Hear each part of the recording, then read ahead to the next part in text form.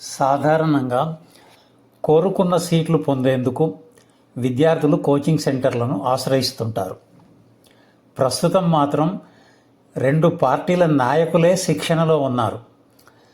త్వరలో ఉప ఎన్నిక జరగనున్న జూబ్లీహిల్స్ అసెంబ్లీ సీటును పొందేందుకు ముఖ్యమంత్రి Revanth Reddy, BRS working president K తారక రామారావు స్వయంగా కోచింగ్ ఇస్తున్నారు.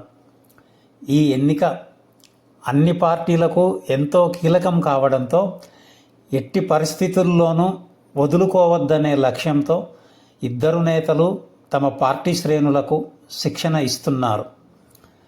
ఓటర్లను ఆకట్టుకునేందుకు ఏమేం చేయాలి అనేది సవివరంగా బోధిస్తున్నారు. అచ్చం అధ్యాపకుల్లాగే ఒక్కో అంశాన్ని విడమరిచి చెబుతున్నారు.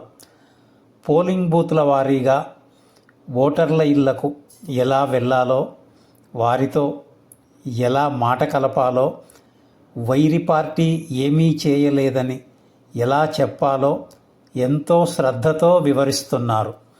ఇప్పటి వరకు 1-2 పర్యాయాలు నియోజకవర్గ, డివిజన్ స్థాయి ఇన్ఛార్జీలకు ఇలాంటి శిక్షణ ఇచ్చారు. కేటీఆర్ ఏకంగా బూతుల వారీగా ఫోటోలతో కూడిన ఓటర్ల పుస్తకాలను కూడా చూపించి లెక్చరర్గా రాణించారు. రేవంత్ రెడ్డి పోలింగ్ బూతుల వారీగా ప్రణాళికలు రూపొందించుకొని పనిచేయాలని సూచించారు.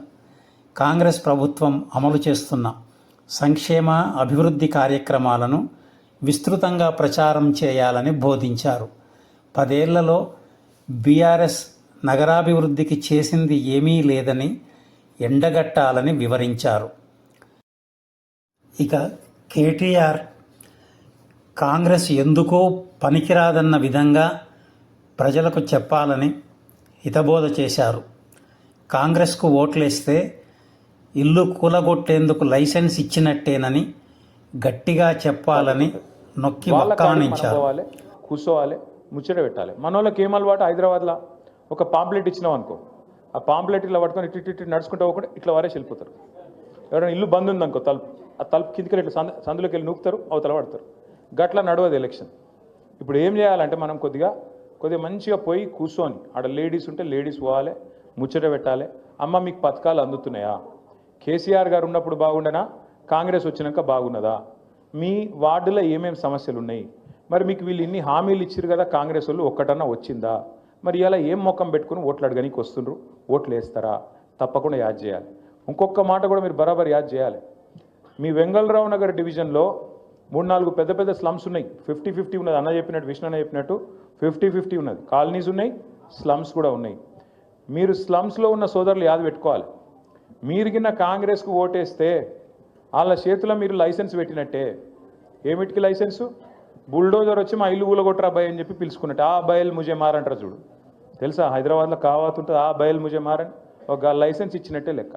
మీరు కింద కాంగ్రెస్కు ఓటేస్తే మీ ఇల్లు ఊలగొట్టేందుకు మీరే లైసెన్స్ ఇచ్చినట్టు, మీ ఏళ్ళతో మీ కంటిని మీరే ఓడుచుకున్నట్టు అవుతుంది. యాది పెట్టుకోండి, చెప్పాలి మనం 10 మందికి. ఎందుకంటే కాంగ్రెస్ వాళ్ళు వచ్చినాక ఒక్క ఇల్లు కట్టిరా హైదరాబాద్లో? కట్టిరా? నాకు తెలియకుండా ఎక్కడ సీక్రెట్ కట్టిరే? ఒక్క ఇల్లు కట్టలేదు. కానీ ఎన్ని ఇల్లు గులగొట్టిరు చూడురు మీరు. ఒక్కసారి ఆ వీడియోలు చూడురు. మూసీలో గులగొట్టిరు, ఏడబడతాడబోయి ఇష్టం వచ్చినట్టు గరీబోళ్ళ ఇల్లు గులగొట్టిరు. కేసీఆర్ ఉన్నప్పుడేమో 1,00,000 మందికి పట్టాలు ఇచ్చిండు కేసీఆర్. జీవో నంబర్ 58-59 కింద గరీబోళ్ళు తెలుచో తెలియకనో ఎక్కడన్నా ఒక గుడిసెనో ఒక చిన్న రేకుల షెడ్ వేసుకుంటే వాళ్ళందరికీ గ్యారంటీ ఉండాలని చెప్పి 1,00,000 మందికి పట్టాలు ఇచ్చిన నాయకుడు కేసీఆర్ గారు. అదే ఈ రేవంత్ రెడ్డి ప్రభుత్వం వచ్చినాక తప్పకుండా నాకు తెలిసి కొన్ని వేల ఇండ్లు కూలగొట్టిరు. కొన్ని వేల ఇండ్లు హైదరాబాద్లో కూలగొట్టింది రేవంత్ రెడ్డి ప్రభుత్వం. ఇందిరమ్మ రాజ్యం అంటే ఇల్లు కూలగొట్టుడా? ఇందిరమ్మ రాజ్యం అంటే గరీబోని ఇల్లు లేకుండా చేసి ఆఖరికి వాళ్ళ పిల్లలు ఇంట్లోకి వెళ్ళి వాటర్ బాటిల్ తీసుకుంటాం, బ్యాగు తీసుకుంటాం అంటే కూడా మెడలు పట్టి నూకి అవతల వారేసి తీసుకోలేకుండా, అవకాశం లేకుండా చేసి వాళ్ళని నిలగొట్టుడు ఇందిరమ్మ రాజ్యమా? గరీబోళ్ళకు వ్యతిరేకంగా ఉండే ఇందిరమ్మ రాజ్యమా? ఈ మాట మనం చర్చలో పెట్టాలి. మీరు గిన్న పొరపాటున కాంగ్రెస్కి ఓటేస్తే మీ ఇల్లు మీరు గూలగొట్టమని లైసెన్స్ ఇచ్చినట్టే అవుతుంది. మరి మీ ఇష్టం. హైడ్రా వస్తుంది, బుల్డోజర్ వస్తుంది, మీ ఇల్లు గూలగొడుతుంది. ఆ తర్వాత మీరు ఎడవద్దు, మమ్మల్ని అడగద్దు అనే మాట బరాబర్ చెప్పాలి. ఇలా కేటీఆర్ ప్రభుత్వంపై వ్యతిరేకతను రేవంత్ రెడ్డి సంక్షేమ అభివృద్ధి కార్యక్రమాలను ఆయుధాలుగా చేసుకొని బోధిస్తున్నారు. ఇంతకీ ఎవరి కోచింగ్ ఉత్తమ ఫలితం సాధిస్తుందో ఎన్నికలనే పరీక్ష ముగిశాక కానీ తెలియదు. మొత్తానికి చిత్ర విచిత్రాలతో జూబ్లీ హిల్స్ బరి ఉత్కంఠగా మారింది. మరిన్ని అప్డేట్స్తో మరోసారి